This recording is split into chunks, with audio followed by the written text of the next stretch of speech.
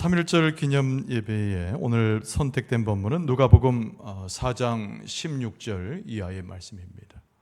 제목은 주의 은혜의 해를 전파하라. 성경 말씀에 있는 구절을 선택해서 제목으로 삼았습니다. 우리가 해마다 3.1절을 지내게 됩니다. 기억하고 회고하고 그날의 우리 조상들의 슬기를 배우는 날이죠. 3.1절이 언제 있었습니까? 여러분 1910년도에 일제에 의해서 강제로 한일 합방이 이루어진 이후에 9년이 지난 1919년도에 3.1운동이 일어났습니다. 일제의 강점기에 일본에 대항하는 우리 민족들의 총궐기이죠. 그러면서 일제에 빼앗긴 우리나라를 되찾기 위해서 손에 태극기를 들고 함께 온 민족이 모였던 독립운동, 그것이 바로 3.1절입니다. 단순한 일제의 항거나 일제의 손아귀에서 벗어나는 운동만은 아니었습니다. 역사가 거듭될수록 3.1운동에 대한 여러 가지 평가를 합니다마는 그 중에 제일 되는 평가는 3.1운동은 일제에 대한 항거일 뿐만 아니라 우리 민족의 역사를 찾고 또 문화적으로 민족 정신에 투철한 우리의 사상과 미래를 담은 우리의 독립운동이었다고 평가를 합니다. 찬란한 5,000년의 역사, 그리고 우리 민족의 자주성, 우리 민족이 가져야 할 미래에 대한 새로운 대안을 제시한 운동, 그것이 바로 3.1 독립운동이었다는 것입니다. 3.1운동 이후에 인도를 포함해서 많은 국가들이 큰 영향을 받았다고 전해집니다. 용기를 얻게 된 거죠. 작은 나라 조선에서 일어난 3.1운동은 많은 나라들에게 격려가 되고 힘이 되어져서 약소 국가들의 독립운동에 큰 도움을 주었다고 하는 평가입니다. 그래서 3.1운동은 우리의 자주성을 확인함과 동시에 우리 민족의 자존심을 회복하고 우리 가운데 매우 자랑스러운 날로 기억해야함이 마땅합니다. 2025년도 3.1절은 어떤 의미를 갖습니까? 역시 제일 먼저 떠오르는 화두는 자유라고 하는 표현에서 이해할 수 있습니다. 물론 일부 정치권에서 자유를 크게 오해한 바가 있습니다. 자기 멋대로 뭔가를 행하는 것이 자유처럼 착각하는 그 모습입니다. 그러나 성경적인 의미로 볼 때도, 많은 사람들이 이해하는 철학적 배경으로 볼 때도 자유는 그런 것들이 아닙니다. 여러분, 자유의 참된 의미는 무엇입니까? 그 원론적인 의미로 보면은 풀어주는 것입니다. 풀어주는 것. 그리고 원래의 상태로 돌아가는 것입니다. 성경적인 의미로 보면은 죄 사함을 받고 온전한 사람으로 회복되는 것. 그것이 바로 자유의 의미입니다. 불행하게도 이 세상에는 얼마나 많은 사람들이 고통을 받고 살아가는지 우리의 삶의 모습 속에서 여전히 그것들을 발견하게 되지요. 전쟁의 참화가 있습니다. 억압과 권세에서 힘들어하는 신음소리들이 있습니다. 그리고 얼마나 많은 사람들이 포로되어지고 얼마나 많은 사람들이 질병의 참화와 굶주림 속에서 삶을 헤매입니까? 여러분, 자유라고 하는 것은 예수 그리스도께서 이 땅에 오셔서 그 모든 억압과 그 모든 고통으로부터 우리를 헤어나오게 하는 것, 그것이 바로 성경적인 자유의 의미입니다. 오늘 성경 말씀의 누가복음의 한 본문을 오늘 함께 읽었습니다. 여러분, 오늘 본문의 말씀은 무엇을 가르쳐 줍니까? 예수 그리스도의 사명이 무엇이었는가를 우리에게 전해주는 저자 누가의 표현이자 하나님의 말씀입니다. 예수 그리스도의 오심의 목적이 무엇인가를 우리에게 일러줍니다. 가난한 자에게 복음을 전하는 것입니다. 예수 그리스도의 오심의 이야기는 포로된 사람을 구출하는 것입니다.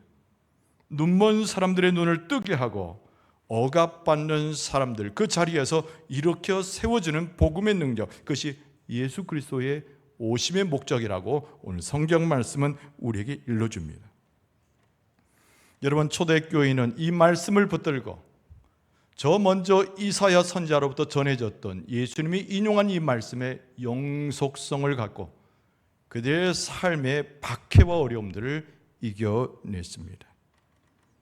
오늘 예수 그리스도의 사명을 완수하기를 원하는 우리들은 이 본문의 말씀을 오늘 3.1절 기념 예배의 10년 가운데 각인시킬 수 있는 지혜와 용기가 필요합니다.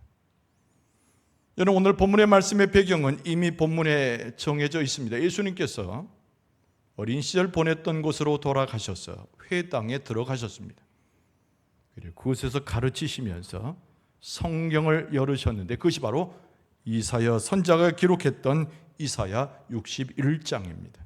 그 본문의 말씀을 인용한 것이 오늘 누가복음에 쓰여져 있습니다. 무엇을 이야기하는 것일까요? 이사야의 시대에 하나님의 정의와 공의가 선포된과 동시에 예수님의 시대에 있어서도 많은 사람들에게 이것이 동일하게 선포되고 있음을 강조하는 것입니다. 그리고 2000년이 지난 지금까지도 그리스도를 뒤따라가는 하나님의 백성의 공동체인 교회도 오늘 본문의 말씀의 선상에서 예수 그리스도의 오심과 하나님의 뜻을 분별하는 지혜와 말씀에 대한 통찰이 필요함을 우리에게 강조하고 있는 것입니다. 예수님께서 오늘 우리의 마음 가운데 고동치면서 이런 말씀을 들려주시는 것을 들을 수가 있습니다. 이 말씀은 2000년 전에 머무는 것이 아니라 현재의 우리의 삶 가운데도 전해지고 있는 하나님의 말씀이다라고 하는 예수님의 메시지입니다. 하나님의 나라의 영향력, 그리고 하나님의 나라의 임재, 그 속에서 하나님의 정의와 공의를 세우시는 예수 그리스도를 오늘날 바로 이 시간에 우리는 만나고 있는 것입니다. 축복의 말씀을 드립니다. 3.1절 기념 예배를 드리면서 예수님께서 오심의 목적을 설명한 본문의 말씀이 다시 성령의 은혜로 살아남아서 우리의 마음을 고동치고 우리 마음에 힘을 주고 해방하시는 예수 그리스도를 경험하는 여러분의 심령과 우리의 삶이 될 수 있기를 바랍니다. 자, 오늘 이 본문의 말씀 속에서 예수님의 오심의 목적과 그의 사명은 이사야 선지자에 관련해서 어떻게 전해지고 있는가? 여러분, 첫 번째는 가난한 자들에게 복음이 임한다고 하는 메시지입니다. 오늘 본문의 말씀 18절에 보면 주의 성령이 내게 임하셨으니 이는 가난한 자에게 복음을 전하게 하시려고, 이렇게 말씀 속에 쓰고 있습니다. 가난한 자에게 복음을 전하는 것이 예수님의 사명이었고 하나님의 공의와 정의였다라고 오늘 말씀에 그렇게 쓰여져 있습니다. 예수님의 공생의 기간 동안 제일 관심이 있었던 사람의 부류가 있습니다. 여러분, 다른 부류가 아닌 가난한 사람들에 대한 예수님의 관심이 있었습니다. 많은 계층의 사람들, 많은 업종의 사람들, 예수님을 따르든 그렇지 않으든 다 예수님의 관심사였지만은 최고의 관심사는 예수님은 가난하고 고통당하는 자들에 대한 예수님의 관심이 있었습니다. 여러분, 오늘 성경 말씀은 그들을 가난하다 이렇게 표현을 했는데요, 여러분, 이 가난하다라고 하는 것은 우리의 삶의 애환과 우리의 삶의 질곡과 우리의 삶의 고통들을 고스란히 담아내는 낱말이 가난이라고 하는 표현입니다. 우리의 삶에 풀 수 없는, 마치 구덩이에 떨어져서 스스로 구원할 수 없는 불쌍한 우리의 신세를 표현하는 낱말이 가난이라는 낱말입니다. 예수님께서 공생의 기간 동안 가난을 겪고 가난 속에 빠져 있는 사람들에게 당연히 관심을 가지셨습니다. 아무도 관심 갖지 않는 가난한 자들에게 예수님께서 관심을 가지셨던 것처럼 성경도 역시 여러 군데의 기록을 통해서 가난한 자들에 대한 관련된 구절들로 하나님의 관심을 보여줍니다. 여러분, 누가복음 1장 52절 이하의 말씀에 보면 권세 있는 자를 그 위에서 내리치셨으며 비천한 자를 높이셨고 줄이는 자를 좋은 것으로 배불리셨으며 부자는 빈손으로 보내셨도다. 여러분, 이 말씀이 무슨 말씀입니까? 가난한 자들의 죄와 그들의 모든 삶의 고통의 병과 어려움 고난 가운데서 하나님께서는 그들을 구출하기를 원하셨는데 예수 그리스도가 그런 사명을 가지고 오셨다고 하는 것을 천명하는 것입니다. 예수님께서 이 땅에 오셔서 관심하셨듯이 예수님을 통하여 변화된 사람들도 예수님과 똑같은 시각으로 자기의 삶과 관심을 바꿔냅니다. 여러분은 누가복음 19장에서 누구를 만납니까? 삭개오를 만나게 됩니다. 세리장이죠. 죄인 중에 죄인입니다. 많은 사람들이 고통을 주었던 사람입니다. 그런데 세리 바로 삭개오가 예수님을 만난 다음부터 변화되어지죠. 그런데 여러분 누가복음 19장에는 변화된 삭개오 모습 가운데 그의 눈이 예수님처럼 가난한 자에게 관심이 있다는 것을 보여줍니다. 여러분 삭개오가 변화된 다음에 예수 그리스도를 하나님의 아들로 인정된 다음에 그는 뭐라고 고백했을까요? 누가복음 19장 8절에 보면 삭개오가 서서 주께 여짜오되 주여 보시옵소서 내 소유의 절반을 가난한 자들에게 주겠사오며 만일 누구의 것을 속여 빼앗은 일이 있으면 네 갑절이나 갚겠나이다. 물론 가난한 자들을 고통을 주었던 사람이에요. 그러나 정치적으로 사회적으로 모든 권력층에서 어려움을 많은 사람이 안겼던 사람이 삭개오인데 예수님을 만나서 변화돼서 첫 일성이 그의 처음 결단이 가난한 사람들에게 자기의 재산을 다 나누어 주겠다고 하는 그의 고백이었습니다. 그의 메시지 가운데서 성경은 우리에게 뭐라고 말씀합니까? 하나님의 나라는 과연 누가 주인인지, 하나님의 나라가 이 땅에 임재할 때 하나님이 가장 관심했던 사람이 누구인가를 똑똑히 보여주는 본문이 누가복음 19장에 나오는 삭개오의 고백 이야기입니다. 하나님의 정의가 있어요. 하나님의 공의가 있습니다. 가난한 사람들에 대한 관심이라고 하는 것은 모든 것을 회복해 하시는 하나님의 영적인 능력을 강조하는 것인데, 여러분 우리의 삶이 곤고할 때, 우리의 삶이 처참할 때, 마치 가난이라고 하는 표현이 우리를 뒤덮을 때에도 3.1절 기념 예배를 드리며 그리스도의 음성을 기억하는 우리에게 하나님께서 회복시켜 주시고 다시 세워주시고 긍휼과 자비로 붙드시는 그 놀라운 은혜를 덧입게 하실 줄로 믿습니다. 두 번째 주제는 다른 것이 아니라 포로된 자들이 풀려나는 것입니다. 오늘 18절 말씀의 중반에 포로된 자에게 자유를 그랬습니다. 여러분 포로라고 하는 것에 어원적인 의미가 있어요. 잘 들어보세요. 포로라고 하는 것의 의미는 창 끝에서 사로잡힌 자들이란 뜻입니다. 전쟁을 배경으로 해서 적군의 창 끝에서 어쩔 수 없이 포로로 잡힌 사람들을 지칭하는 표현이지요. 그런데 조금 넓게 보면은 자유하지 못하는 사람의 세 부류의 사람들이 있습니다. 그 한 부류가 오늘 본문의 말씀에 나오는 포로입니다. 그리고 또 한 부류는 노예고 마지막 한 부류는 죄인들입니다. 이런 포로는 앞에서 말한 대로 전쟁 가운데서 적군에 의해서 포로 잡힌 자들입니다. 그들의 자유는 전적으로 금지되게 되죠. 노예는 어떤 사람들입니까?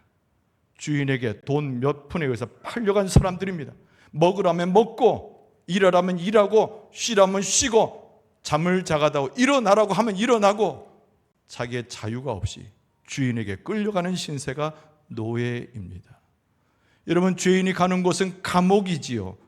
여러분 감옥이라고 하는 것은 철저하게 인간의 파괴적인 모습을 그대로 보여주는 것입니다. 세상과 유리된 곳입니다. 인간적인 삶을 살아갈 수 없는 곳입니다. 그런데 오늘 본문의 말씀에 보면은 그 포로된 자, 부자유한 자들을 예수님께서 자유를 주시기 위해서 오셨다라고 쓰고 있습니다. 우리의 삶의 갑갑함과 우리의 삶의 억눌림과 우리의 삶의 고통의 심연에 깊이 들어갈 때 예수 그리스도께서 포로를 자유케 하신 것처럼 우리의 심령과 우리 민족의 역사를 찾아오셔서 우리를 자유케 하고 끌어주시고 우리에게 해방을 선포해 주실 줄로 믿습니다. 여러분 연구가들이 연구를 했어요. 교회의 역사상 가장 박해가 있었던 때가 언제인가?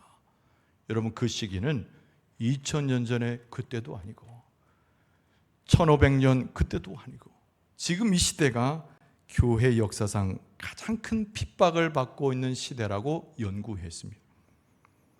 여러분 박해받는 전 세계 기독교인이 몇 사람이나 될까요? 나라를 추리고 민족을 추려서 계산을 해냈는데 2022년 현재를 기준으로 해서 3억 6천만 명이라고 하는 보고서를 냈습니다. 그러니까 예수 믿는 이름으로 예수 그리스도의 공동체를 형성했다는 이름으로 아직도 핍박과 박해 놓여져 있는 사람의 숫자가 무려 3억 6천만 명이라는 거예요.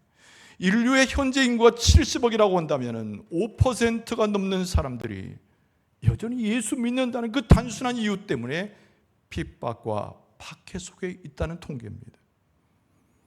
여러분, 억압적인 정권들은 여전히 존재합니다. 우리는 그들을 독재자라고 이야기하죠. 여러분, 이 전 세계의 모든 나라들 중에 억압을 국민들에게 행하고 있는 독재자의 나라는 몇이나 된다고 생각하십니까? 이런 독일의 베르텔스만 혁신지수라고 이런 표현인데 BTI라고 표현합니다. 베르텔스만 혁신지수. 이것은 그 나라의 정치적 상황과 권력의 구조를 따져보면서 민주국가인지 이 나라가 독재국가인지 판단하는 세계적 기구입니다. 여러분, 그런데 우리가 생각하는 것보다 훨씬 많은 국가가 독재국가에 속해 있습니다.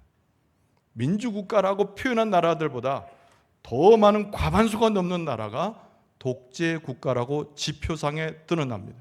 원인을 분석했는데 여러분, 코로나19를 지나가고 러시아와 우크라이나의 전쟁과 그리고 더 나아가 이스라엘 하마스 전쟁으로 인해서 작은 나라들, 주변에 있는 작은 나라들, 아프리카에 있는 나라들, 중동과 아시아에 있는 나라들, 작은 나라들 가운데 우죽순적으로 일어난 독재의 그 현상이 우리의 모습이라는 거예요. 억압되어 있습니다. 고통 중에 있습니다. 자유를 잃어버린 것, 그것이 우리 전 세계 모든 나라의 절반이 넘는 나라들이 독재국가로 분류가 된다는 것이에요. 오늘 본문의 말씀에 하나님께서 예수 그리스도를 보내시면서 명하셨습니다. 포로된 자에게 자유를 선포할 것을 말씀하고 계세요. 여러분, 우리의 삶 자체가 해방을 얻어야 하고 우리의 삶 자체가 돌이킬 수 없는 고통 가운데 들어간 포로된 자의 모습에 있을 때, 그러나 우리에게 누가 필요합니까? 예수 그리스도께 우리 가운데 찾아오심이 필요한데, 구원하신 주님께서 독재국가의 압력을 푸시고 기독교의 박해를 멈추게 하시고 우리의 삶 가운데 진정한 해방과 자유를 허락해 주실 줄로 믿습니다. 여러분, 세 번째로 생각하는 것은 눈먼 자가 눈을 뜬다라고 하는 거예요. 오늘 본문의 말씀 18절 중반절에 보면 눈먼 자에게 다시 보게 함을 전파한다라고 되어 있습니다. 여러분, 눈먼 자는 그 말 그대로 맹인 눈먼 자이죠.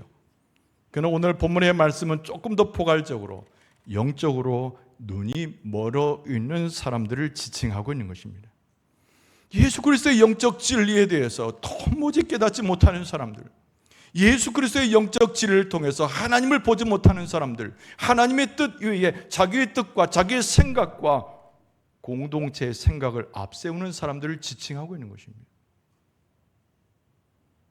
예수님께서 제자들과 함께 하시면서 마가복음 8장에 보면은 예루살렘으로 올라갈 것을 말씀하고 있습니다. 근데 그 제자 중 한 사람도 예수님께서 왜 예루살렘으로 올라가셔야 되는지 이해할 수 있는 자가 없었습니다. 십자가에 못 박혀서 죽어야 할 예수님 당신의 모습을 이야기했지만 제자들은 도무지 이해하지 못했습니다. 예루살렘으로 올라가는 길이 예수님의 죽음의 길을 알지 못한 그들은 마치 권력을 예수님께서 가져오셔서 그들 가운데 나눠줄 것을 예상했습니다.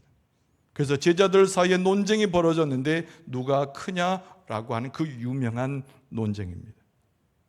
여러분, 그리스도의 사명은 모든 눈먼 자들이 영적인 눈을 떠서 하나님의 역사를 보게 하는 것입니다. 영적으로 눈을 먼 사람들이 눈을 열어서 하나님의 세계를 보게 하는 것이 예수 그리스도의 모습입니다. 육신의 눈을 뜨고 있지만 우리의 눈이 시력이 좋다라고 스스로 자랑할지 모르지만 우리는 눈먼 자처럼 영적인 세계를 보지 못하고 하나님의 역사와 예수 그리스도의 오심에 대해서 이해하지 못하는 우리들에게 하나님께서는 예수 그리스도를 보내셔서 우리의 눈을 뜨게 하셔서 하나님의 세계를 보게 하신다는 거예요. 성령의 역사를 통하여 예수 그리스도의 오심을 경험하면서 오히려 이 3.1절 기념주일 역사를 관통하는 하나님의 역사를 보며 하나님을 찬송하고 예수 그리스도의 진리 가운데 들어가는 여러분과 저의 모습이 될 수 있기를 바랍니다. 여러분, 네 번째로 하나 더 생각할 수 있는 것은 억압받는 자가 해방된다는 겁니다. 오늘 본문의 말씀에 눌린 자를 자유롭게 하고 라고 되어 있습니다. 눌린 자를 자유롭게 하고. 여러분, 예수님께서 이 땅에 오셔서 공생애를 지나면서 가장 염려하셨던 것은 바로 억압받는 사람, 눌린 사람들입니다. 예수님의 모든 행적을 보세요. 눌리는 사람, 억압받는 사람, 예수님께서 함께 생활하셨던 예수님의 친구이자 이웃들입니다. 많은 사람들이 영적으로, 육체적으로 부서지고 또 부서지고 망가져 있는 것이 우리의 모습이고 우리 현 시대를 살아가는 우리의 모습이라는 거예요. 우리는 자유로워져야 됩니다. 누구로부터? 억압과 억압을 행하는 억압자로부터 자유함을 얻어야 됩니다. 짓밟고 상처받는 사람들을 자유하기 위해서 예수님께서 오셨어요. 얼마나 우리는 많은 것으로 망가져 있습니까?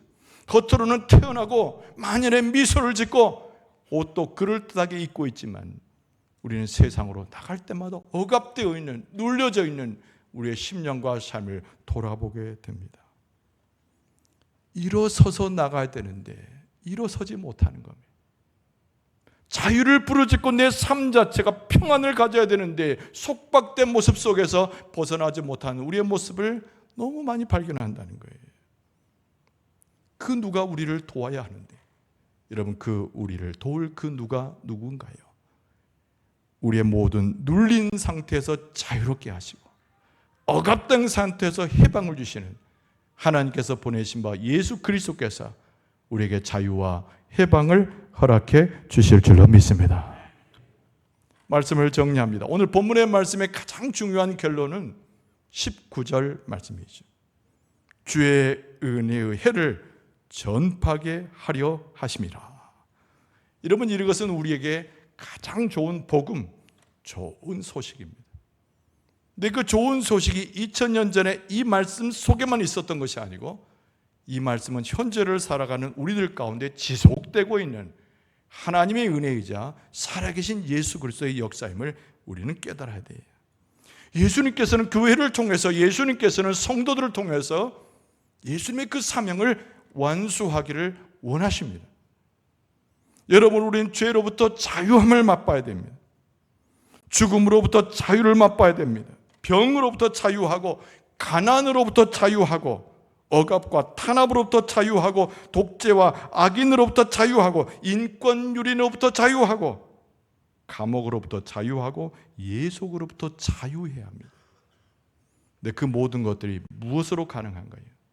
사람의 힘과 능력으로, 생각으로 가능한 것이 아니라 하나님 보내신 바 우리를 풀어주고 자유하게 하고 우리를 해방을 주시는 예수 그리스도를 통하여 완수되어지는 하나님의 나라의 임재로 나타나게 될 줄로 믿습니다. 그리스도의 능력을 붙잡고 일어나야 돼요. 한국 교회가 깨어남도 여기에 있으며 우리 교회가 그 사명을 감당하는 것도 이 말씀에 기초한 것입니다. 하나님께서 다른 민족이 아니라 우리 민족을 가장 사랑하시는 줄로 믿습니다.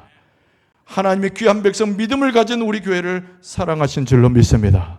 예수 그리스도를 우리에게 계속 보내셔서 우리와 함께 하시는 예수 그리스도께서 자유하게 하시고 해방케 하시고 우리의 삶을 건지시는 그 역사를 지금도 계속하고 계시는 줄로 믿습니다. 3.1절 기념주일을 지내면서 이것이 우리와 무관한 한 사건이 아니라 예수께서 행하셨던, 몸소 행하셨던 하나님의 사건임을 이해를 하고 예수 그리스도의 뒤를 쫓아가서 해방의 작업, 자유의 작업, 하나님 놀라운 복권의 작업에 동참하는 여러분과 저의 모습 되어질 수 있기를 주의 이름으로 축원합니다.